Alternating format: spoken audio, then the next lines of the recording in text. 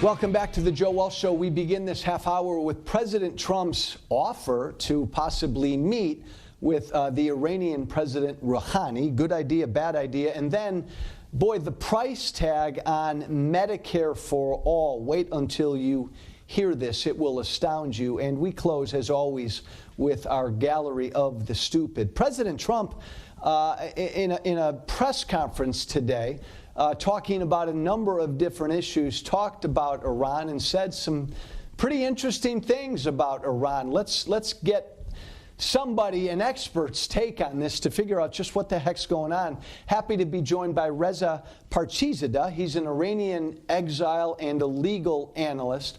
Reza, thank you so much for taking some time. I want to play for you first what the president said today. Take a listen. I would certainly meet with Iran if they wanted to meet. I don't know that they're ready yet. They're having a hard time right now. But I ended the Iran deal. It was a ridiculous deal. I do believe that they will probably end up wanting to meet, and I'm ready to meet anytime they want to. And I don't do that from strength or from weakness. I think it's an appropriate thing to do.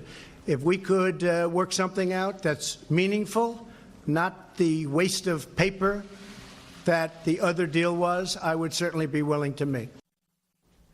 So there's the president, Reza. I would meet with him anytime, anywhere, no big deal, no preconditions. This is a couple weeks after, maybe a week or two after, President Trump sent a pretty harsh, threatening tweet to the president of Iran. What's going on? Well, as a matter of fact, I don't think he departed from his prior position by calling for negotiations. He has always done that. When he says he's ready to negotiate without any preconditions, that is in view of the fact that Secretary Pompeo has already set down 12 rather draconian conditions for the regime. Now, these conditions, if strictly adhered to, can transform the nature of the regime. That can amount to something like a regime change. So when he says he needs no preconditions and he will negotiate, I understand him. And how will Iran respond to this, Reza? Well, actually, we're dealing with an apocalyptic regime with an extremist religious ideology that has an inbuilt antipathy towards anything American or Western. For instance, they are absolutely against human rights and regard them as a Western concoction to dupe the rest of the world. And they're after creating their own Islamist empire. So even if the regime comes to the table under intense pressure, it will only be to buy time and to get past President Trump until his term is done.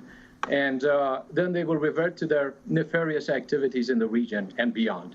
And this won't be the first time they will have done that. We've already been there several times with other presidents. The only realistic solution, I think, will be a clear-sighted regime change in Iran. Reza, how does the regime in Iran view President Trump? Well, it's complicated. They see him as a madman. They also see him as a merchant with whom they can trade. There are different views, but the thing is, all of them fear him and hate him because they think he's going to topple the regime. Is that a good thing? The fact that they look at him as a madman, is that a good thing? Well, the regime itself is crazy, and I believe they need somebody with maybe guts to confront them. So I believe President Trump is the man for the Iranian regime.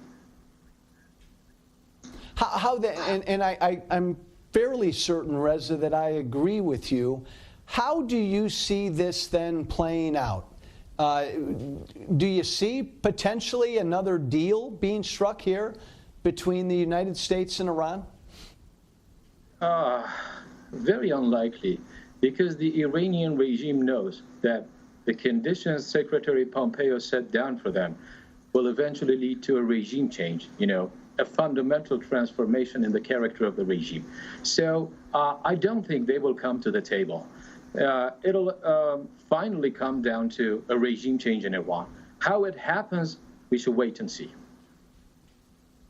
And what do we do, Reza, in that regard? What do we do best to encourage and help gently nudge regime change? Gently nudge. Those are the words. Well, I don't think the regime will just gently go into that good night. It'll need a hard push. So, people like me have been working on it. It's a security apparatus, it's not just a regime. So it'll need more than civil disobedience and things like that to push out the regime. And Reza, let's speak to the Iranian people. Interestingly, Israeli Prime Minister Netanyahu put out another one of his provocative videos, I think, trying to reach directly the Iranian people. This video talking about the life of a typical Iranian woman. Let's listen to a little bit of it. This is a tough story, but you need to hear it. Imagine a 15-year-old Iranian girl named head covering. Religious police threaten to beat her.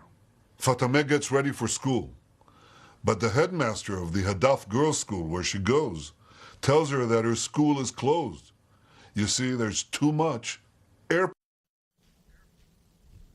What is, Reza, what is Netanyahu trying to accomplish with a video like this? Of Iran. That's one way to attract the people, because the regime in Iran for the past 40 years has been ideologically brainwashing the people against Israel. And with his benevolent and kind messages, Benjamin Netanyahu is trying to attract the people of Iran. On another note, he is depicting the life of an ordinary Iranian woman, as you just mentioned, and the hardships she endures under the Islamist regime in Iran. So he's drawing a clear picture. I know that. It's accurate. And he probably knows more about the details of many Iranian cities, because he was, pointing to details of cities than many Iranians in Iran. So that was fine. I think, Reza, so many Americans are so curious about where the Iranian people are, where their heads are at. Are they aware of what's going on outside of Iran? Are they aware of these messages, say, from Israel or America? Yes, most of them follow the news on social media and the internet and satellite channels. So it's a great help to Iranian people, the internet revolution. They get these messages. It's good. And Benjamin Netanyahu knows that. President Trump knows that. That's why he's using his Twitter account and other social media accounts to communicate with the Iranian people. And I can say it has been effective. But if there's going to be any kind of tangible change in Iran, we're going to need more, not just messages, but maybe material help. Interesting. Reza, thank you so much, my friend. Reza Parchizadeh. Thank you, Reza. I really do appreciate it. Thank you. Sure. Socialism is expensive. It's very expensive. I'll show that to you next.